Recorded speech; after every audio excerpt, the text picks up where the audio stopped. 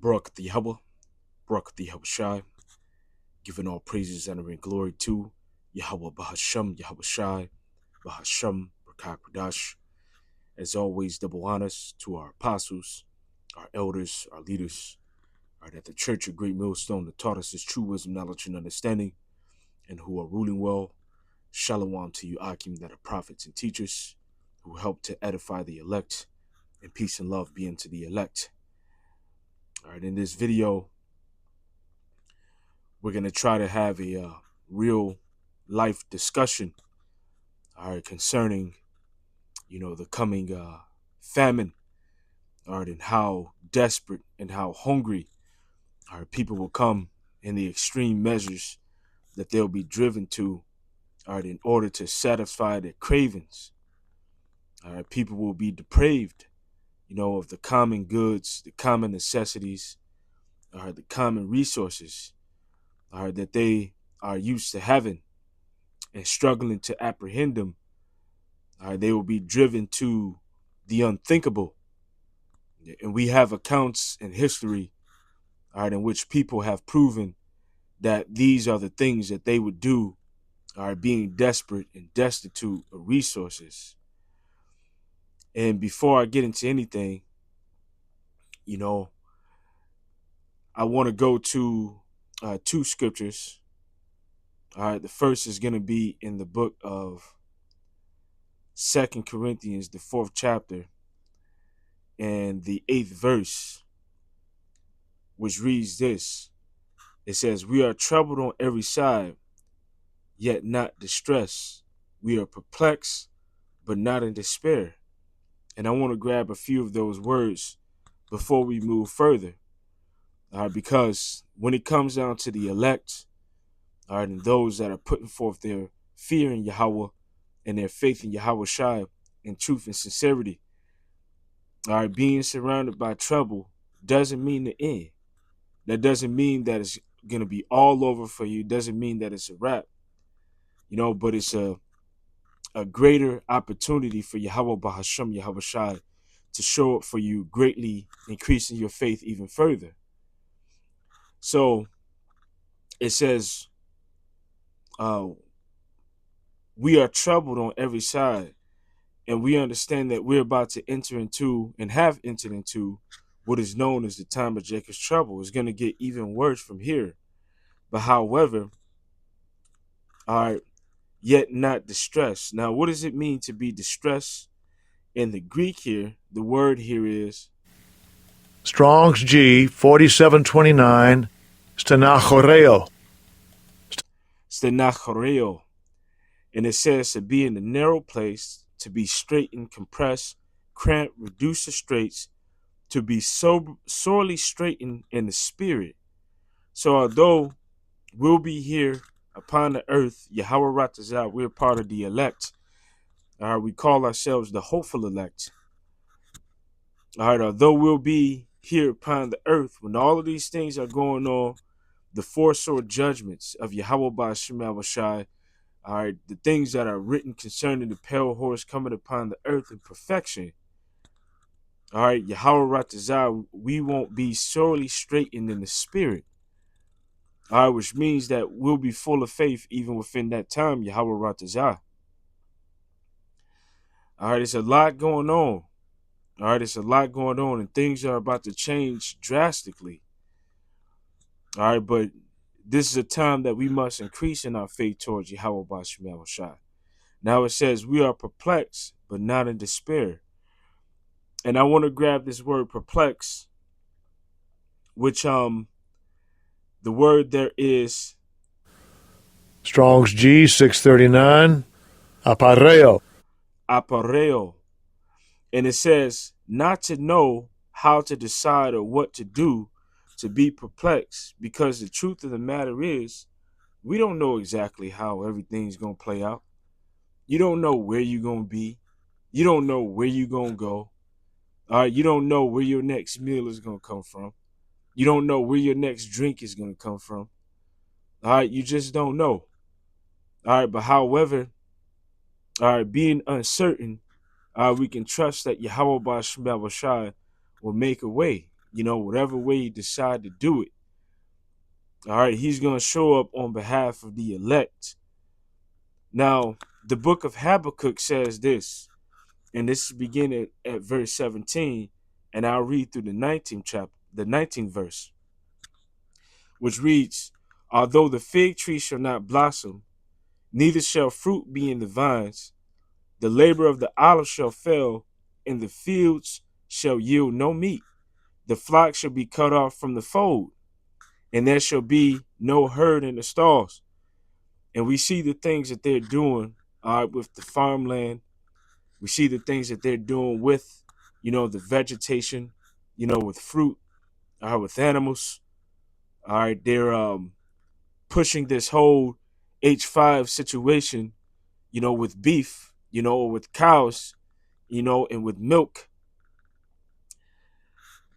which anybody that has a working brain would understand that just recently they were pushing that cows are producing methane or gas that is causing global warming. So that didn't work. That didn't work. So now they got to move on to greater extremes, which they're purposely attacking. All right, the way that people get their resources. All right, the way that people get their food, the way that people get the things that they need. And by cutting off of the supply, they're basically putting people in a state of being desperate.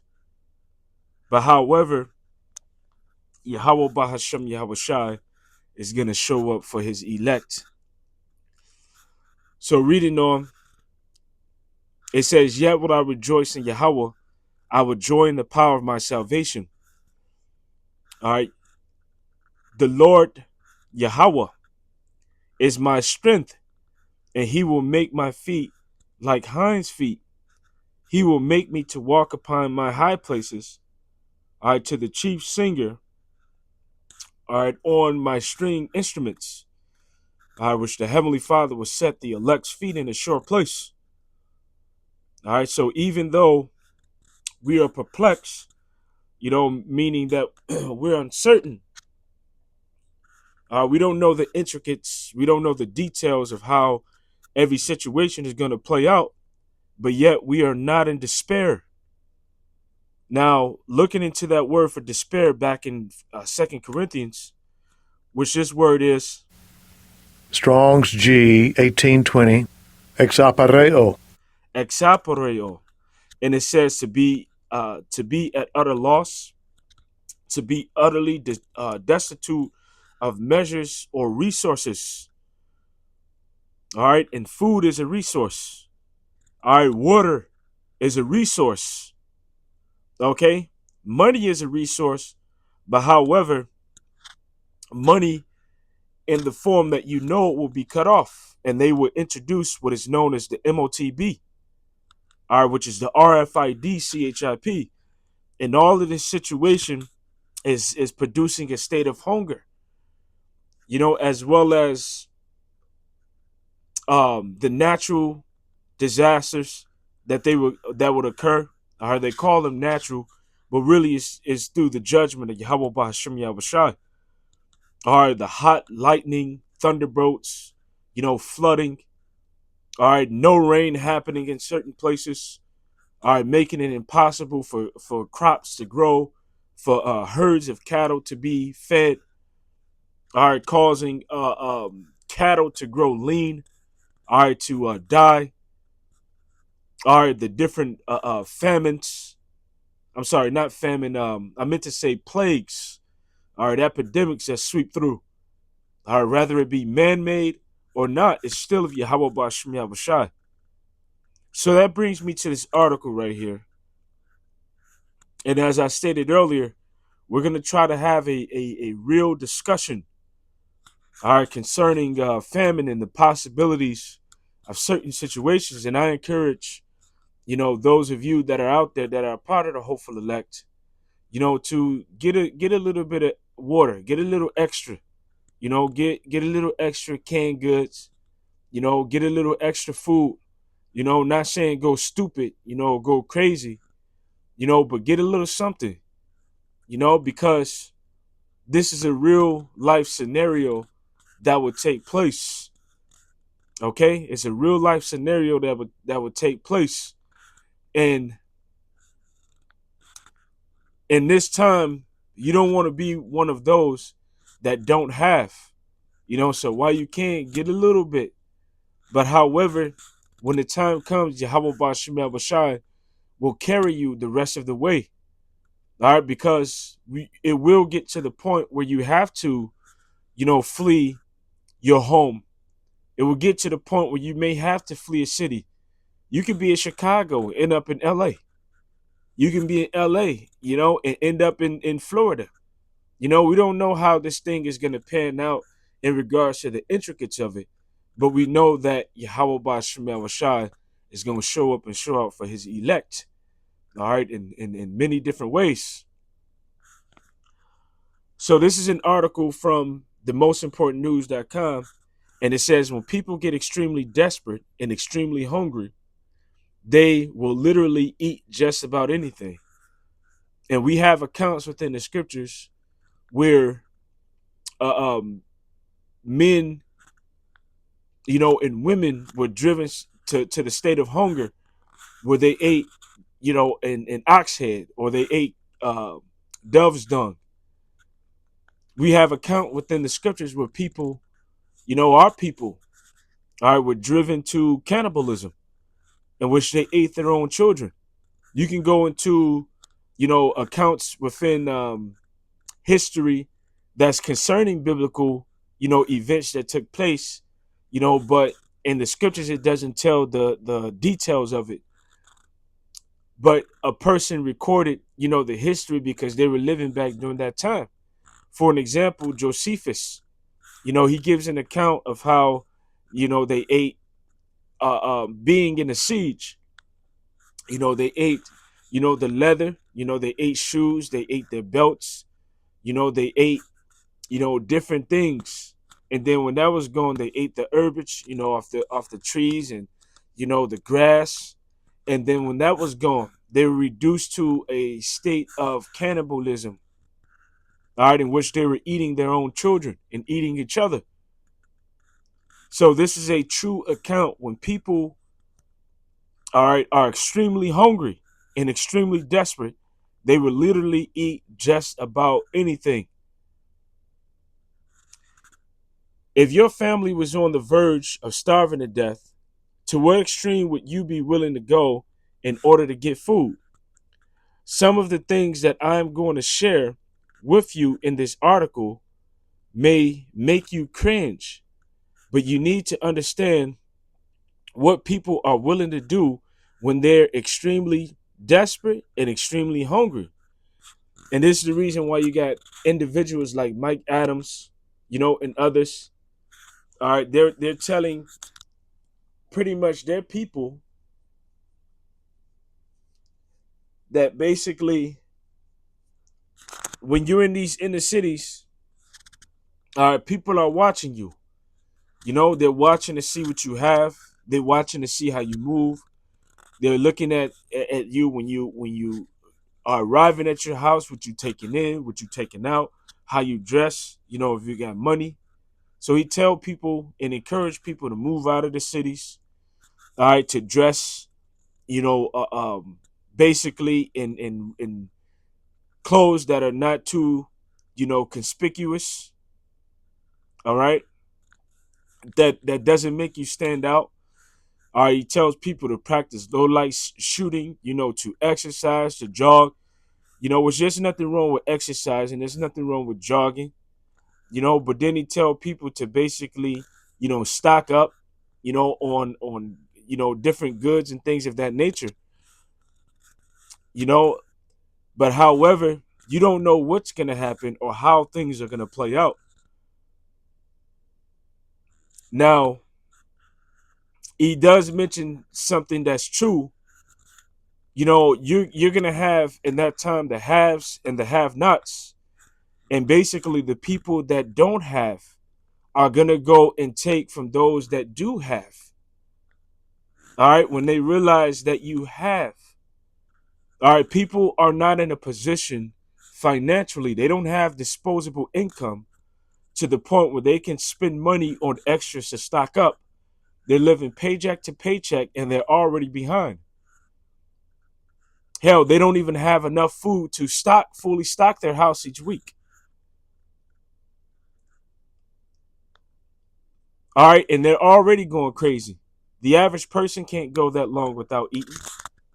All right, our people aren't like our forefathers where they can go 40 days and 40 nights without eating. All right, on the fast. At max, a person can pull off 7 days. All right, but the most that individuals may do, the majority maybe 3, and that's only those that are spiritual. All right, a nigga in the world ain't thinking about fasting. They ain't thinking about eating healthy. They ain't thinking about none of these things which are beneficial to the body. All right, and also to the spirit. So you're gonna have a lot of desperate people that are out there, and because they don't have, all right, they're gonna go out and take. So those are the extreme measures that people are gonna be driven to at first when they're desperate. All right, but it would only get worse from there. And this is the reason why we are praying, all right, with great fear and trembling, that Yahweh Ba'Shem Yahushua covers us, all right, in those times to come. Hundreds of millions of people go to bed every single night, and children are literally dropping dead from starvation on the other side of the globe right now, which they shouldn't, because their land produce much resources. But however, because of the monopoly on their land by these devils, they're driven to that point. All right. How is it that they were able to survive in those lands prior to Esau, Edom rising up and monopolizing the land? All right. But now all of a sudden there's no resources. All right. You devils have went into various different countries and you're taking out the rich things of that nation and you're outsourcing them. You're taking them through your factories and selling them into different parts of the world. Unfortunately, most people in the Western world don't even realize that this is going on because the corporate media rarely reports on it. But yeah, they'll report on situations like Super Size Me, which that individual just dropped dead, in his 50s, which is very young. And where did it come from? From eating that bullshit. But guess what? It's gonna really strike you as fast food is becoming too pricey. And not only is it becoming too pricey, you got um you got fast food restaurants that are closing down. So it's gonna get to the point because the serpent is cornering the market. The serpent is coiling, around you, where everything is gonna be cut off. And in that day, you if you don't have the faith in Yahweh Ba'Shem Yahushai, you're not gonna survive. So reading on, it says, because of the corporate media rarely report on it, war, pestilence, natural disasters, bizarre weather patterns, and historic crop failures are creating a perfect storm for global food production. It is, but they didn't mention how these devils are buying up farmland. They didn't mention how they're not perfectly, purposely, making it hard to access food. It is being projected that later this year, things will get really bad in some of the poorest areas of the planet, and the long-term outlook is even worse. When people get hungry enough, they will literally eat just about anything.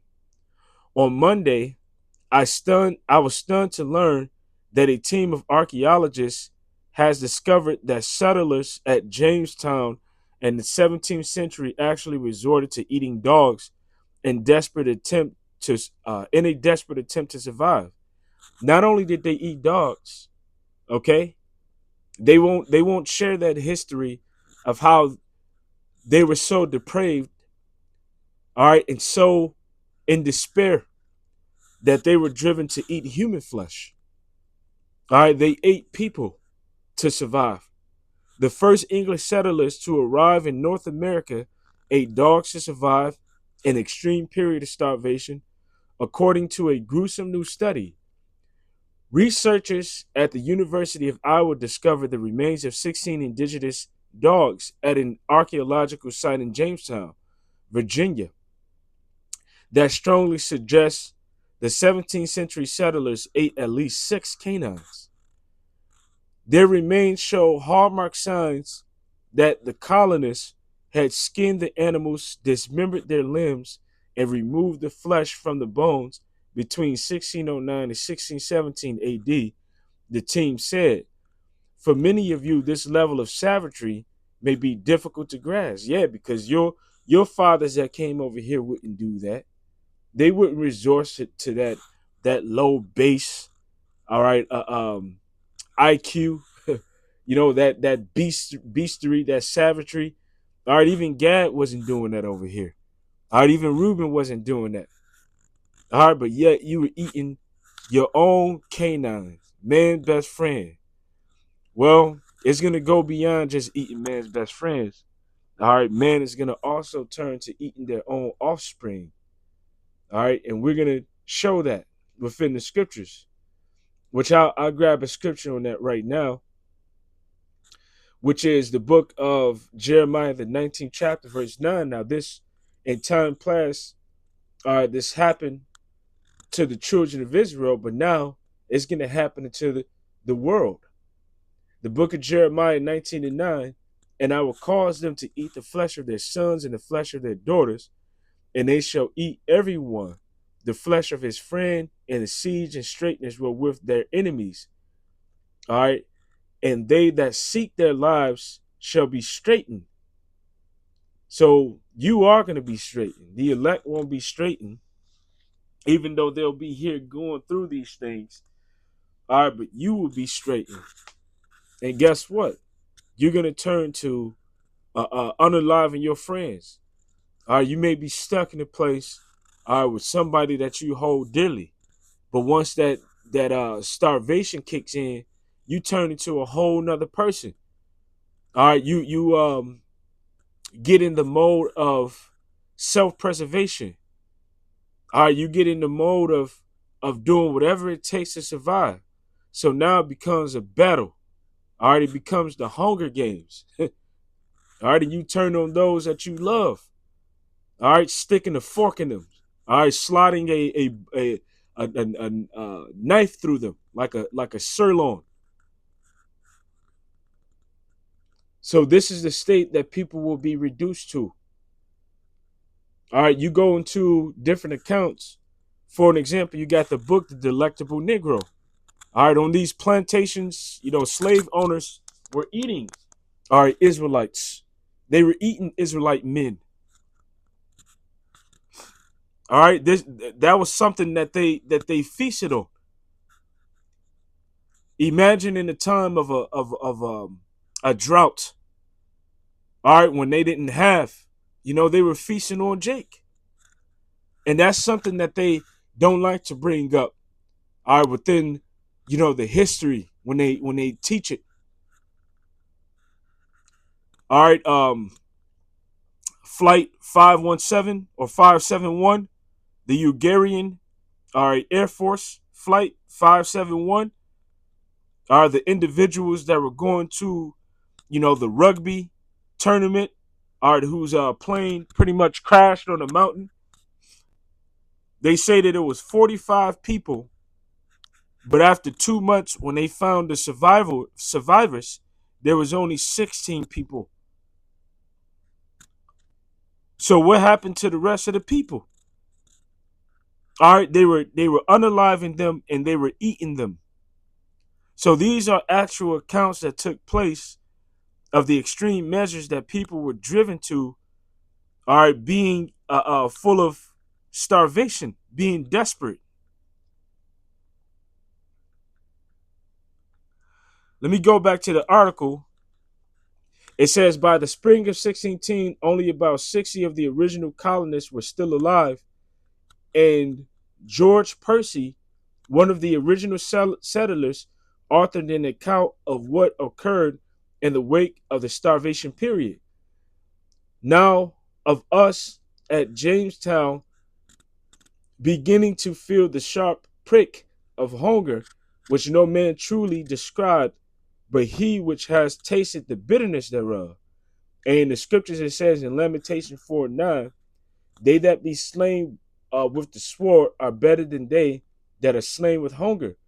For these pine away stricken through for want of fruit of the field. So when you're starving, you would rather be unalive. All right, it will be better to have your shit jellied than to have to face that kind of feeling that you feel in your stomach from not having anything to fill it. All right, those hunger pains, which the average person can't go a long time without eating. So reading on, it says, now all of us at Jamestown beginning to feel the sharp prick of the hunger, which no man truly describes, but he which have tasted the bitterness thereof. Then having fed upon horses and other beasts as long as they lasted, we were glad to make shift with vermin as dogs, cats, rats, and mice. Percy wrote an excerpt of his account called Starving Time, archived by the National Humanities Center. So their answers was reduced to eating rodents. All right, but however, they didn't mention how they were reduced to cannibalism. That would be too much of a stain, all right, on you so-called white people. Now jumping down, it says right here, it says in other areas of Sudan, people are on the brink of starvation, are literally eating dirt. There is a little food in some areas of Sudan that people are taking extreme measures to survive. In the Late refugee camp, they are eating dirt. Yes, you read that correctly. It says one 41-year-old man in Sudan says that his wife and children are so hungry that they have been rolling dirt into balls and swallowing it with water. That is low.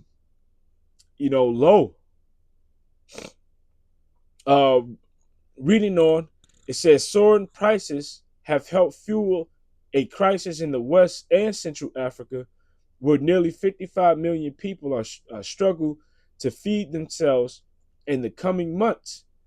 UN humanitarian agencies warned Friday. Zambia, Zimbabwe, Malawi each declared national disasters as crops fail in a region where 70% of smallholder farmers rely on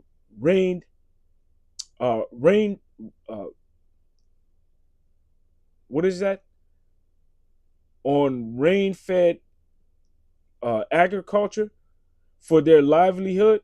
Food prices have risen up 82% in some drought-affected areas, while water scarcity has also impacted livestock and destroyed farmland. And what about these other nations that depend on resources that come from these lands? All right, that are not experiencing enough rain, that experiencing drought. Drought really affects a lot of things. All right, everything that is alive needs water.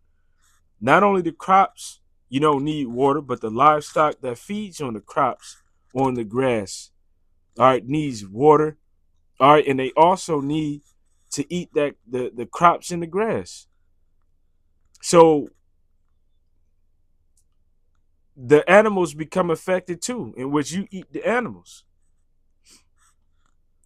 But 42 million, and I'm just jumping around, Americans are on food stamps, and 1 out of every 7 children is living in poverty. And eventually they're going to cut off the food stamps. I mean, in the book of Revelation, the 12th chapter, it says, and they shall feed her. All right, they shall feed her. But however, the time is gonna come where they're no longer gonna feed. All right, the children of Israel. Matter of fact, let me grab that scripture.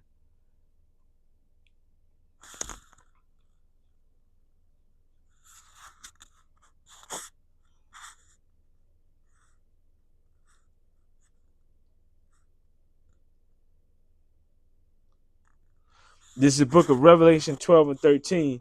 And when the dragon saw that the woman was cast into the earth, he persecuted the woman which brought forth the man child, which is the Roman Empire. And to the woman were given 2 wings of a great eagle, that she might fly into the wilderness, into her place, where she is nourished for a time and a half of time from the face of the serpent. You know, so our people went into Africa, but eventually was brought into America. All right, even during slavery, they had to feed Jake. All right, and up until now, you got a lot of our people that are on welfare. All right, but you got a lot of Edomites that are on welfare too, as well as these other nations that are here. So it's not just, Jakes that are welfare recipients. You got a bunch of Edomite welfare recipients. But however, the time is going to come when they no longer have to nourish you. All right, a lot of women survive off of, food stamps. They survive off of EBT, off of WIC. If you took those things away, they'll realize very quickly how importantly they need a man.